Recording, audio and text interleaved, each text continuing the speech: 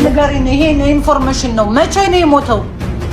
የሞተው ዛሬ ነው ጠዋት ሆስፒታል ድንገት ሆዴን ብሎ ሄዶ ወድቆ ነው አሜሪካ ነው ፋት ሰው ውፍረትን ተከትሎ ሲሮሲስ ማለት እንግዲህ ጉበት ተጎድቶ መጨረሻ ላይ ሙሉ በሙሉ ተቀይሮ እንደ ጠባሳ አይነት ነገር ሲፈጠር ማለት ነው። በአንድ ጀንበር 15 ወገኖቻችን አተናል። ተቀዳሚ ምክትል ከንቲባ በጥይት መገደላቸው ተገለጸ። ሰላም ጤና ይስጥልኝ። በሰንዶቃችሁልኝ በአዲስ ቪዲዮ ተመልሼ መጣሁ። እዚህ ደግሞ የምንመለከተው እንግዲህ የአርቲስት ነጻነትን ህልፈተ ሞት አስመልክቶ ብዙ መረጃዎች እየወጡ ይገኛሉ። ከነዛ መሀል እንግዲህ ቤተሰቦቹ ሚስቱም እንግዲህ እንዳልሰሙም የሚወጡ መረጃዎች አሉ። እሱ ብቻ አይደለም እንግዲህ ጠዋት ላይ ምን ገጥሞት ነው ወደ ሕክምና ቤት የሄደው በዛውን ያረፈውና ምን ገጥሞት ነበር የምንመለከተው ነው የሚሆነው። እንደዚሁ ደግሞ ዛሬ ኢትዮጵያ ውስጥ ብዙ ነገር አፕን አድርጓል። ከነዛ መሀል እንግዲህ አሁን ከደቂቃዎች በፊት 15 ሰዎች ሞተዋል። እሱ ብቻ አይደለም አንድ የመንግስት ባለስልጣን እንግዲህ በጥይት ተመቶ ሞቷል። ምንድነው የተፈጠረው የሚገኘው ነገር የምንመለከት ነው የሚሆነው። ከ7 በላይ ሳይቶችን ጥንቅቅ አድርገን አስረክበናል። አሁን ላይ በሳር ቤት ቫቲካን ኤምባሲ አጠገብ አዋሬና ፒያሳ ላይ ከባለ 1 እስከ ባለ 3 መኝታ ቤቶችን በተለያዩ የካሬ አማራጮች እስከ 35% የሚደርስ ቅናሽ አቅርበንልዎታል።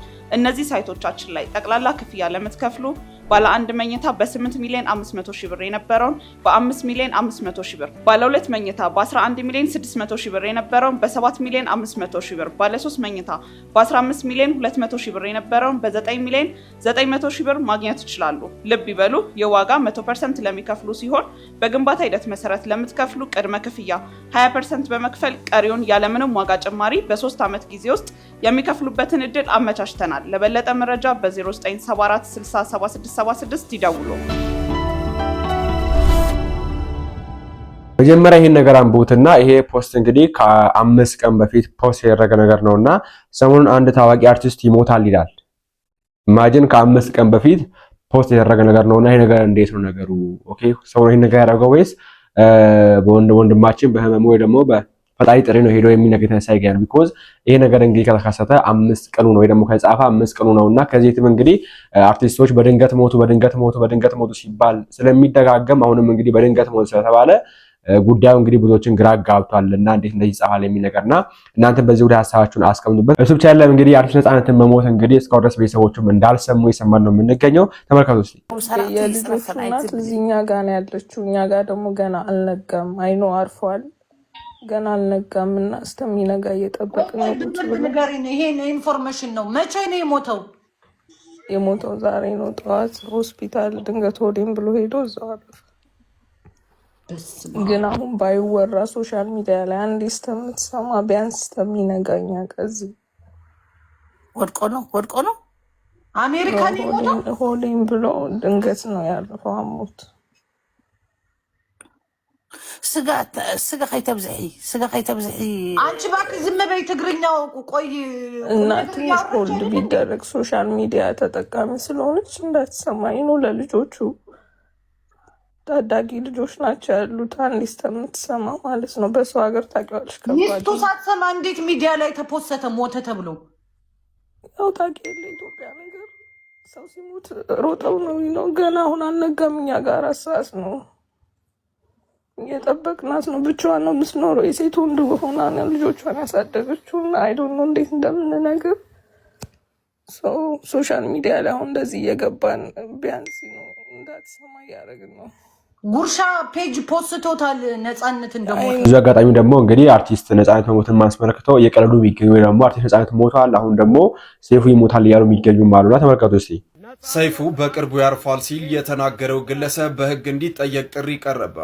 የብዙዎችን ልብ የሰበረ የአርቲስት ነጻነት ህልፈትን ተከትሎ የብዙዎች ባለውለታ የሆነውን ደግሞ ሰይፉ ፋንታውን በቅርቡ ያርፋል በማለት በቲክቶክ ስሙ አስሌ የተባለ ግለሰብ የአርቲስቱ ህይወት እንደ ቁጭት ሳይቆጥር የሰይፉን ሞት መመኘቱ ብዙሃንን አስቆጥቷል። በዚህም በህግ እንዲጠየቅም ጥሪ ቀርቧል። ግራ ያጋባል እየተፈጠረ የሚገኘው ነገራችን ላይ ዛሬ ኢትዮጵያ ውስጥ ብዙ ነገር አፕን ያደረገው አርቲስት ነጻነት ሞቷል። ወደ 15 ወገኖቻችንን አሁን ከደቂቃዎች በፊት አተናል። እሱ ብቻ አይደለም እንግዲህ አንድ የመንግስት ባለስልጣን እንግዲህ በጥይት ተመቶ ሞቷልና እስቲ መጀመሪያ ከዚህ እንጀምር። በዚህ ሰዓት እጅግ አሳዛኝ የተባለ አደጋ መከሰቱ እየሰማን እንገኛለን። በአንድ ጀንበር 15 ወገኖቻችን አተናል።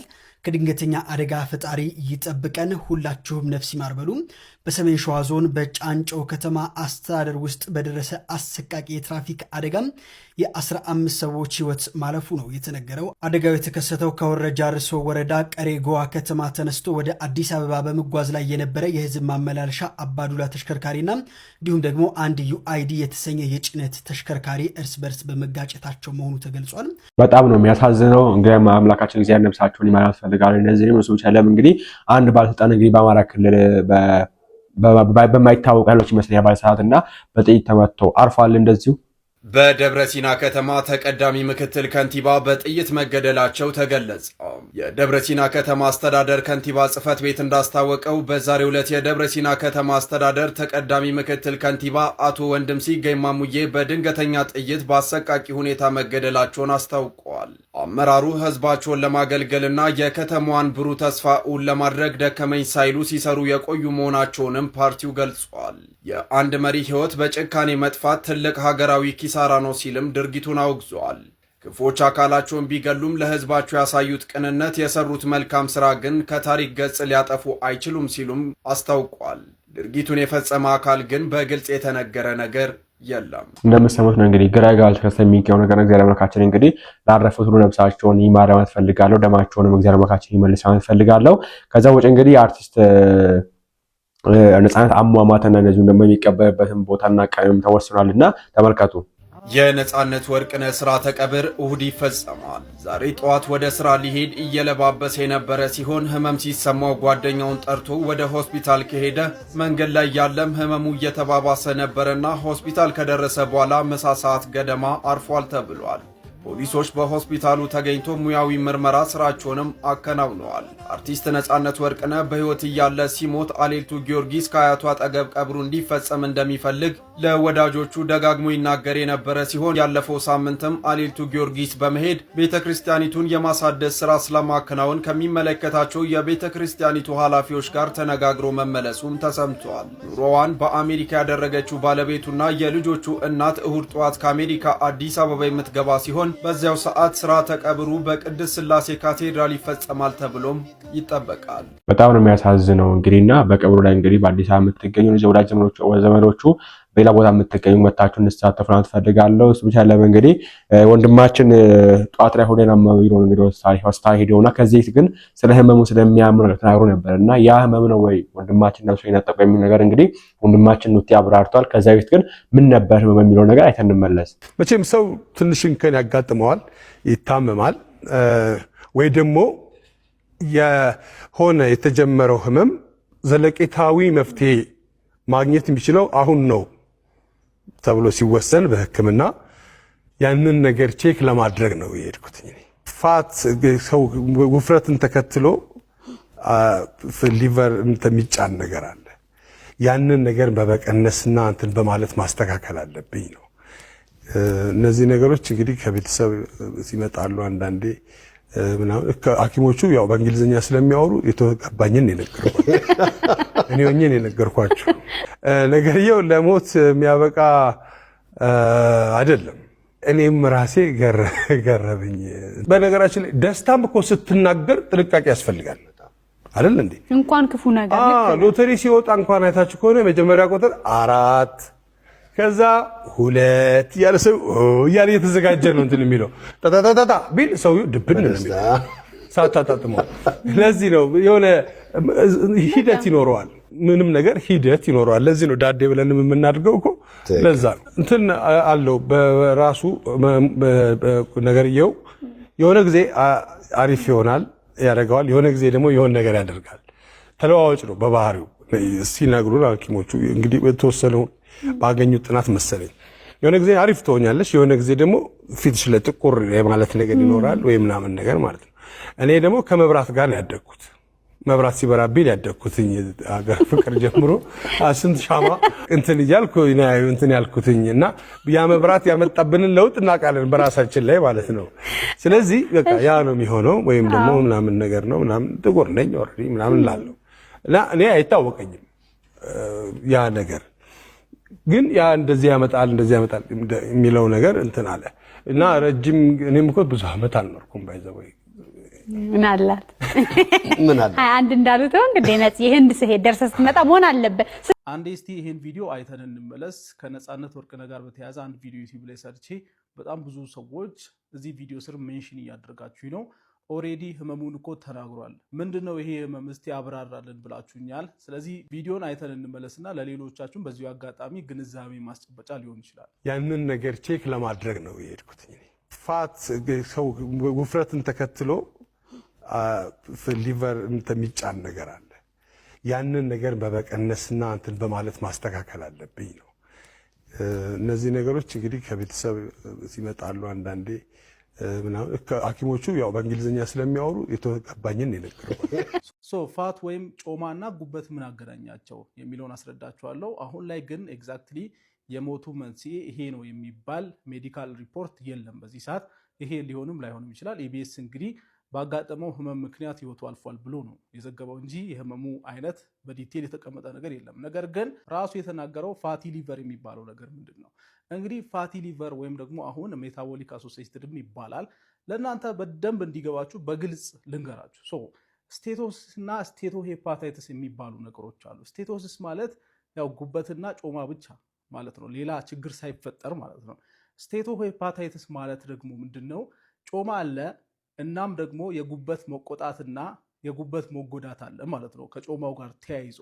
ይሄኛው ስቴቶሲስ የሚባለው አብዛኞቻችን ጋር በተለይ ትንሽ ወፈር የምንል ሰዎች ጋር ሄደን አልትራሳውንድ ብንታይ አብዛኞቻችን ጋር ጮማ አለ፣ በተለይ ወፈር የምንል ሰዎች ማለት ነው። ችግሩ ግን የሚፈጠረው ስቴቶ ሄፓታይተስ ሲሆን ነው። ይሄ ምንድነው?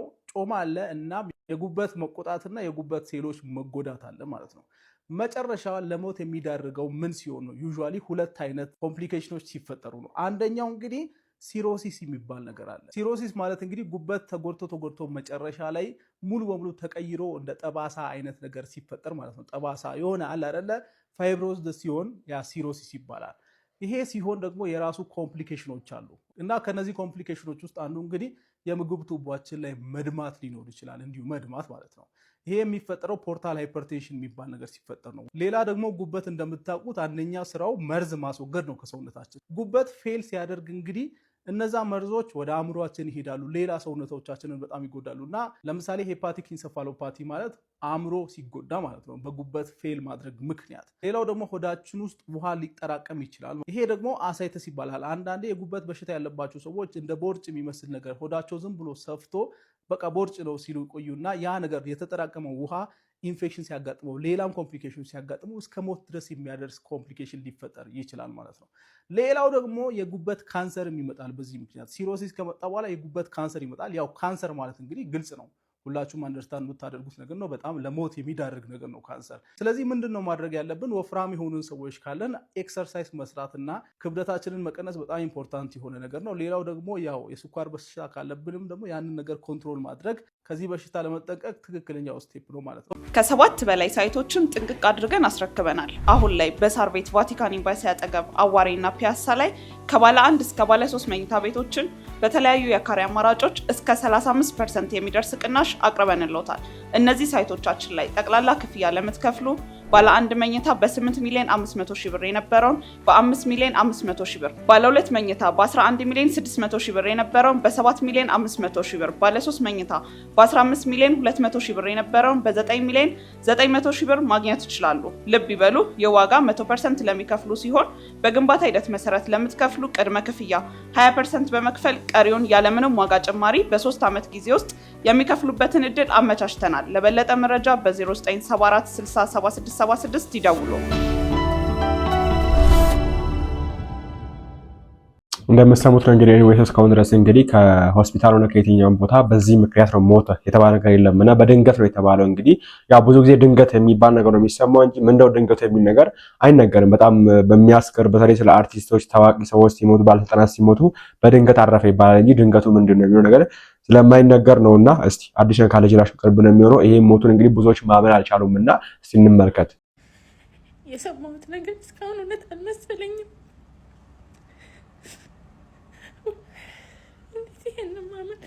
ይሄን እንዴት ማመን ይቻላል?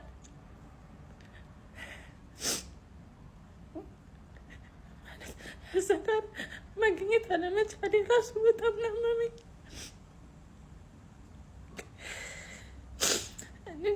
ለቤተሰቦቹ እግዚአብሔር መጽናኛውን ይስጣቸው። የሁላችንም ሳቅ ነው የወሰድክብን። እነዚህ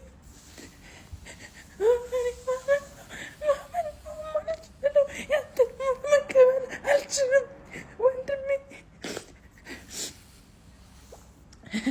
እዛ ጋር ሆኔ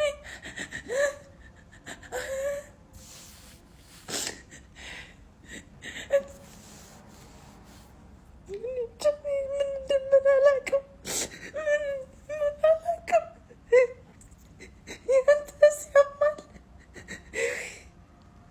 ያንተስ ያማል።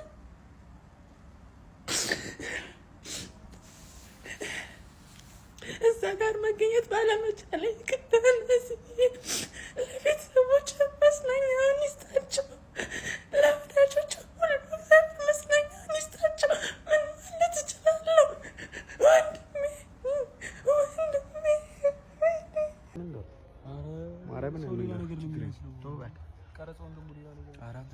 ባርኔ ና ና እንዴ! ዛሬ ምን አባሽ ቲክቶክ ዛሬ ይተጣላ ሚካኤል የኛ ነው ቀጣኝ ምንድን ከምትወጁ ዛሬ አንድ ሰው እሺ ሚካኤል ነበር ማን ነው ማርያምን እንዴት የኛ ጀለስ ዛሬ ከቤስ ማን ከቤስ ፕሮግራም አለ ማርያምን ማን ነው የምትወጁ አንቺ ኢቤስ ላይ ነው እንዴ? እኔ እኮ ወዳቸዋለሁ ብዙ ናቸው እኮ የምወዳቸው። ከመዝናኛ ፕሮግራም ነፃነት ወርቅ ነፃነት ምን ሞታ? እሺ ገብርኤል ማለት አረ በሚካኤል ማርያምን ያው እሱ እንገር ሞታ? አረ በጋሮ ሚካኤል በመቤት አንተ አውቃችሁ ነው። ማርያምን በእናትህ እኔ ማርያም ደብሮኛል። እሺ ሚካኤልን በላ ገብተህ እሺ ገብርኤልን በላ ማርያምን ቲክቶክ ላይ ይላል እንደዚህ። አረ በጋሮ ሚካኤል አረ በመቤቴ አንተ አውቀህ ነው። አረ ሚካኤል ነው ዳን ያለ ምን ገብተህ ተባልከ በቃች እንዴ ምኑ ታሞራ ነገርየው ለሞት የሚያበቃ አይደለም። ፋት ሰው ውፍረትን ተከትሎ ሊቨር የሚጫን ነገር አለ። ያንን ነገር በመቀነስና እንትን በማለት ማስተካከል አለብኝ ነው። የነጻነት ወርቅነህ ህመም ወይንም በሽታ ይሄ ነበር ማለት ነው። ብዙ ጊዜ ሰውነት ሲወፍር ሌሎች አካላት የውስጣዊ አካላት በትክክል ፋንክሽን እንዳያደርጉ ያደርጋል ወይንም በትክክል ስራቸውን እንዳይሰሩ ያደርጋልና ነጻነት ወርቅነህ በህይወት እያለ ከህመሙ ጋር በተገናኘ ላዘናችሁለት ለተጨነቃችሁለት ምስጋና አቅርቦ ነበር። አንዴ ያዳምጡት። በተሰማችሁ ስሜት ሰዎች ብዙ ሰዎች ደውላችሁልኝ ነበረ። አመሰግናለሁ ስለኔ ጤንነት ስለተጨነቃችሁ። ሌላው ነጻነት ወርቅነህ የት ነው የተወለደው የት ነው የተማረው ምናምን የሚል ጥያቄ ብዙዎቻችሁ ጋር ይኖራል ብዬ አስባለሁና ከዚህ ጋር በተገናኘም መልስ አለው። አንዴ ያዳምጡት እስቲ። ነጽ የት ነው ተወልደ ያደግከው? እኔ የተወለድኩት ኡራኤል አካባቢ ነው ተወልጄ ያደግኩት ኡራኤል ነው። እኔ ከዛ ምስራቅ ጎ ወይም አስፋውሰን የሚባል ትምህርት ቤት ነው የተማርኩት። ከዛ ሃይ ስኩል ወደ ምስራቅ አጠቃላይ ነው የሄድኩት። ከግል ህይወቱ ጋር በተገናኘ ነጻነት ወርቅነህ ባለትዳርና የሶስት ልጆች አባት ነበር። ሌላው ከሰራቸው ስራዎች አንፃር ደግሞ ስንመለከት አርቲስት ነጻነት ወርቅነህ በኢትዮጵያ ቲያትርና በኢትዮጵያ የፊልም ኢንዱስትሪ ላይ የራሱን ቀለም ጥሎ ያለፈ ሰው ነው። ሌላው በጣም በማስታወቂያ ስራዎችም ይታወቃል። ሲቀጥል በኢቢኤስም ድምቀት ነበረ፣ በቤተሰብ ጨዋታ ማለት ነው። በተለይ ደግሞ ጨዋታ አዋቂነቱ ከሚፈጥራቸው ቀልዶች አንፃር ለብዙዎቻችን የሳቃችን ምንጭ ነበር። በዚህም ምክንያት ነጻነት ወርቅነህን የማይወደው ሰው የለም። ከሽማግሌ እስከ ህፃናት፣ ወጣት፣ ብሔር፣ ሃይማኖት ሳይለይ ሁሉም በአንድነት እንደ ኢትዮጵያዊነት የሚወደው የሚያከብረው ሰው ነው ነጻነት ወርቅነህ። ከዚህ አንፃር የነጻነት ወርቅነህ ሐዘን ምንም በዋነኝነት ለቤተሰቡ ቢሆንም በተጓዳኝ ግን እርግጠኛ ነኝ የአብዛኛው ኢትዮጵያዊ ሐዘን ነው። ሲቀጥል በጣም የሚያሳዝነው ሞቱ ድንገተኛ በመሆኑ ነው። ምክንያቱም ከ2 ሳምንት በፊት አልቲማ ሪል ስቴት የክብር ብራንድ አምባሳደር አድርጎ ሲያስፈርመው ብዙዎቻችን አይተን ነበር። በዚህ መልክ ከ2 ሳምንት በፊት እየሳቀ ሲፈራረም ያየነው ነጻነት ወርቅነህን ከ2 ሳምንት በኋላ ደግሞ ሞተ ስትባሉ እጅግ በጣም ነው የሚያስደነግጠውና ፈጣሪ ሁሌም ልክ ነው፣ ሁላችንም ነገ የምንሄድበት ነው። ነገር ግን ያው የሰው ልጆች ነን፣ ደካሞች ነንና የምናከብረው የምንወደው ሰው ሲለየን በጣም ነው የምናዝነው። ፈጣሪ ነፍስህን ይማረው። አመሰግናለሁ።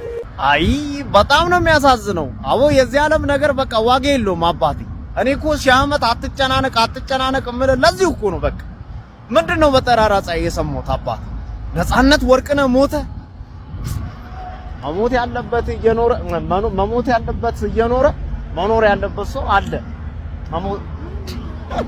በመድኃኒዓለም እንዳስቅ ቅዱስ ገብርኤል እንዳስቅ። እኔ በቃ ከበኔ አባባል ለምንድን ነው የምስቀው? እሺ ሰምተሃል አይደል? እሺ አባትዬ ትሙት አምላኪ ሆይ፣ ኧረ በእናትህ አትዝም በል በእናትህ። እሱ ለሳቆ ድጌ ይለኛል እንዴ? እኔ ከልቤ እኮ ነው። እዚህ ጋር ቪዲዮ መስሎ ነው እንዴ? ጆዋን በጣም ነው የሚያሳዝነው። አዝኛለሁ። እግዚአብሔር ምስክሬ ነው። ከኔ ፊት ላይ መስል ይችላል። የኔ ፊት መቼ ቁም ነገር ፊት ሆኖ ያውቃል? በቃ ሺህ ዓመት አትጨናነቅ በቃ። በርካታ ፊልሞችን በርካታ የቴሌቪዥን ፕሮግራሞችንም ለኛ ያደረሰው አርቲስት ነፃነት ወርቅነህ በዛሬው ዕለት እንግዲህ ህይወቱ ማለፉን እንግዲህ እንደምትመለከቱት በሰፊው ተገልጿል። እጅግ በጣም ያሳዝናል። አሳዛኝ የተባለ ዜና ተሰምቷል። አርቲስቷ ከዚህ ዓለም በሞት መለየቷ ነው የተሰማው። አርቲስት ብጻት ተስፋዬ ባደረባት ህመም በሕክምና ስትረዳ ከቆየች በኋላ በትላንትናው ዕለት ከዚህ ዓለም በሞት መለየቷ ተሰምቷል። ሞት እስካለ ድረስ ሁሉ ነገር ከንቱ ነው። ደስ አይልም? ሁላችንም እኮ እናቅዳለን፣ እናልማለን። ስራ የሌለው ስራ ለማግኘት፣ ስራ ያለው ቤት ለመስራት፣ ቤት ያለው ጎጆ ለመቀለስ፣ ጎጆ የቀለሰው ለመውለድ፣ የወለደው ለመዳር፣ የዳረው የልጅ ልጅ ለማየት ሰዎች ነንና የሰዎች ምኞት አያልቅም። ግን ሞት አለ። ሞት እስካለ ድረስ ሁሉ ነገር ከንቱ ነው። ድንገት ሁሉ ነገር እርግፍ አድርገን እንሄዳለን። ምን ልፈልግ ነው? አታልም አታቅድ አይደለም እኮ ያራዳለች። ግን እቅድን ለማሳካት ፋውል አትጠቀም፣ ሰዎችን አትበድል፣ አታስለቅስ። ለሰዎች ስኬት ምክንያት መሆን ቢያቅተ የማልቀሳቸው ምክንያት አትሁን። ያራዳለች። ከቻልክ አግዛቸው፣ ካልቻልክ ግን ከመንገዳቸው ላይ ዞር ውጣ። አሁን ላይ ያለው የማህበራዊ ሚዲያ ግፊያ ለመፈመስ እውቅና ለማግኘት ብር ለማግኘት የሚካሄድበት ርቀት የምሬን ነው። በጣም ብዙ የሚዘገንን ነገር አለ። ሰምታችሁም አልሰማችሁም ሊሆን ይችላል። ግን ባካችሁ የቻላችሁትን ያህል ብቻ ኑሩ። ያቅማችሁን ሞክሩ። ፈጣሪያችሁን ጠይቁ። በማይሆን መንገድ አትሂዱ። የምር በዘር በሃይማኖት በብሔር ተከፋፍላችሁ አትታኮሱ። ለስልጣን ብላችሁ የሰው ነፍስ አትቅጠፉ። እንሞታለን። በኢየሱስ ስም ከአርቲስት ነፃነት ጋር ማለት ነው ኦልሞስት ከአንድ ሳምንት 10 ቀን 1 ሳምንት በፊት አሁን ለስራ ያለውበት ከተማ ላይ ሚዛን አማን ላይ አንድ ላይ ነበርን። አግኝቼዋለሁ። በደንብ እያወራን እየሳቀን የነበርን ሰው ነንና እንዴት እንደደነገጥኩኝ እንዴት ልቤ እንደተሰበረ አንድ ሁለት የለውም። በጌታ በኢየሱስ ስም በጣም ደንግጫለሁኝ። ነፂ ነፍስ በሰላም ትረፍ። እኔ አላቅም እንደ ሰው ግን ምንም ስለነገ ምንም ጋራንቲ እንደሌለን ነው የገባኝ። እውነት መሆኑ ራሱ እያጠራጠረኝ ነው ማለት በጣም ደንግጫለሁኝ። በጣም በኢየሱስ ኧረ በፈጣሪ ስም ነፃነት ወርቅነህ ሞተ። ነፃነት ወርቅነህ ሞተ። ኧረ ህይወት፣ ኧረ ህይወት፣ ኧረ ህይወት፣ ኧረ ህይወት፣ ኧረ ህይወት። ለዚህ ነው የምንባለው። ለዚች አጭር ጊዜ በቃ ህይወት እችው ናት። ከሳምንታት ደስታ እስከ ድንገተኛ ስንብት የሰው ልጅ ህይወትና ቀጠሮዋ ምን ያህል ረቂቅ ነው። ገና ከ2 ሳምንታት በፊት በታላቅ ደስታና እንቅስቃሴ ላይ የነበረው ተወዳጁ አርቲስት ነፃነት ወርቅነህ የአልቲማ ሪል ስቴት ብራንድ አምባሳደር ሆኖ ተመርጦ ስራውን በንቃት መጀመሩ የሚታወስም ነበረ።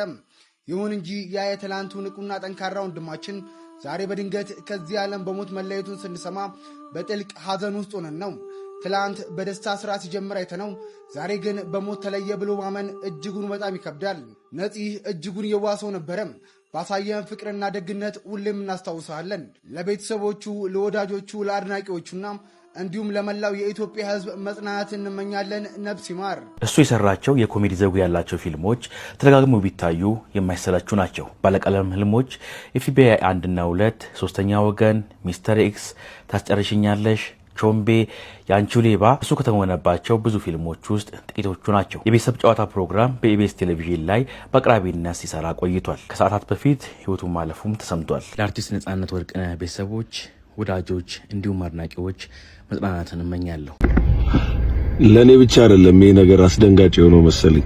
ነፃነት ወርቅነህ አርቲስት ነፃነት ወርቅነህ መሞቱን ሰማውና በጣም ነው የደነገጥኩት። በጣም ስላችሁ በጣም ነው የደነገጥኩት። እኔ ትወና እንደወድ ካደረጉኝ ሰዎች መካከል አንዱ ነፃነት ወርቅነህ ነውና በጣም ከልጅነቴ ህልሜ ከነበሩት ነገር አንድ ቀን ከሱ ጋር የሆነ ነገር መስራት አግኝቼው እንደምወደው መናገር ነበርና እዚህ ደረጃ ደርሼ ዛሬ ላይ ኢንተርቴይንመንቱ እዚህ ሚዲያው ላይ እየሰራው እድሎች ነበሩኝ አግኝቼ እንደምወደው ለመናገርና ምን ሆኜ እንዳልተናገርኩ አላውቅም። አንድ ቀን ሰላም ሳልለው እና በጣም በቃ እሱ በሚሰራው ስራ በጣም ትልቅ መነሳሳት ፈጥሮብኝ ትወና ለወድ እንደቻልኩም ሳልናገር ህይወቱ ማለፉን ዛሬ ሰማ በጣም ደነገጥኩ። እኔ እንጃ በቃ በጣም ዛሬ አዲስ አበባ አይደለሁምና ምናልባት በመጀመሪያ ጊዜም ለመጨረሻም ጊዜ ቀብሩ ላይ መገኘ ይመስለኛል። አንዳንድ ትውቆች በጣም ያስጠላሉ። በጣም ነው የምንወድ ነፃነት ነፍስ በገነት ትኑር። ኢንዌስ ቪዲዮአችን ይመስላል። አይ ሆፕ አዲስ መጀመሪያዎችን ተጣጣን በቀጣዩ እንመለሳለን። ላይክ እና ሼር ያያችሁ ለብዙዎች ማድረሳችሁን እንዳትረሱ። ወንድማችን ነፃነት እንግዲህ ነፍሱን እግዚአብሔር አምላካችን ይቀበል። ዘመንና ወገኖቹን እንግዲህ እግዚአብሔር አምላካችን ያጸናልን። በቀጣዩ እንመለሳለን። ቸር ቆዩልኝ።